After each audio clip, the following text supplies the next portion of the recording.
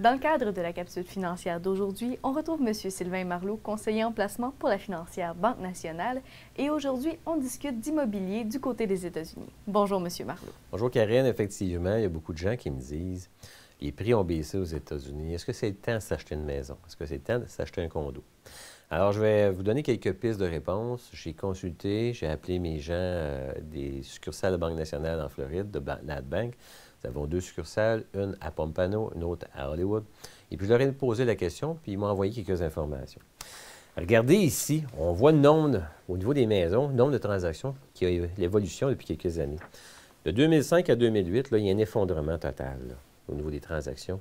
Au niveau du prix des maisons, si on regarde un comté dans le coin de Broward, c'est-à-dire Pompano Beach, Fort Lauderdale, Hollywood puis Allendale, c'est-à-dire beaucoup de Québécois qui habitent dans ce coin-là l'hiver, le prix moyen des maisons en 2008 était de 275 000 Bien, en 2009, le prix moyen était à 200 000 puis le prix moyen en 2010, là, il était rendu à 190 000 Alors, on voit une baisse importante au niveau des maisons.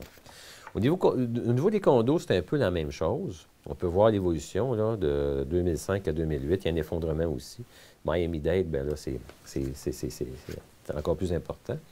Au niveau du prix de vente médian des condos, en 2008, le prix de vente était de 135 000 En 2009, il était rendu à 80 000 puis en 2010, il était rendu à 72 000 Alors oui, il y a eu une baisse qui est très importante. C'est le fun pour les gens qui veulent acheter, mais les gens qui ont acheté dans le sommet, bien, c'est moins drôle. On m'a aussi envoyé un article qui a été publié dans le Sun Sentinel, qui est un journal en Floride, le 24 avril. Puis le résumé de l'article, c'est probablement qu'on a atteint le fond du baril. Et puis, à moins que les banques qui ont repris des maisons les mettent tout en vente en même temps pour faire baisser les prix, ce qui ne devrait pas arriver, bien, en ce moment, les prix devraient pas mal être stables. Alors, moi, je dis aux gens, le pour et le contre, écoutez, acheter en Floride, c'est un peu comme acheter ici, il y a du pour, il y a du contre. C'est sûr que si vous êtes déjà là, vous passez déjà vos hivers, puis vous dépensez de toute façon dans la location, bien, location ou achat, vous allez dépenser de toute façon l'argent, puis le moment pour entrer dans le marché comme propriétaire est intéressant. Vous êtes propriétaire, bien écoutez, c'est sûr que les enfants peuvent être bien, la visite peut être bien contente, dire, regarde, moi l'été, vous n'êtes pas là, les parents, je vais aller faire un tour. Fait que ça, il y a un avantage.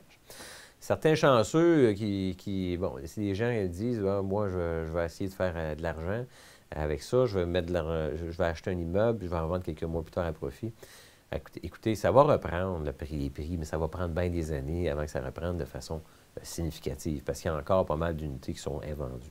Il faut aussi noter que la Floride, c'est loin. Hein? On ne peut pas embarquer dans l'avion toutes les fins de semaine pour aller réparer tant qu'à l'eau chaude. Alors, si vous êtes propriétaire d'une maison, il faut donner contrat d'entretien de la piscine, contrat d'entretien pour tout le restant. Les condos sont normalement très bien équipés pour des contrats d'entretien, mais on n'a pas le choix de le faire. Au niveau du prix d'achat, il faut aussi compter, les gens oublient tout le temps de dire, si vous prenez 100 000 par exemple en placement, puis vous sortez votre argent, puis vous achetez un condo, bien, si 100 000 vous rapportez 4 par année, donc à peu près 2 000 après impôt, bien, le 2 000 c'est le coût que ça vous coûte pour commencer à acheter. Quand on calculera le coût d'achat, il faudra calculer la perte de rendement qu'on avait sur nos placements. Alors, de mon côté, si mes parents me disaient, est-ce que ça vaut la peine d'acheter un condo en Floride, je leur dirais, oui pour votre plaisir, puis oui surtout pour les enfants. Moi, ça me fait bien plaisir d'aller vous visiter. Si vous voulez avoir d'autres informations, si les gens pensent acheter en Floride, moi, je leur suggère de consulter en Floride. Par exemple, d'appeler leur banque. Vous pouvez appeler la Banque nationale.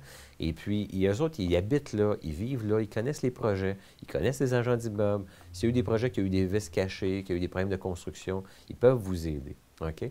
Alors, ces gens-là sont des ressources à ne pas se priver. Avant même de commencer vos démarches, c'est la première chose que vous devriez faire. Merci beaucoup, M. Marleau.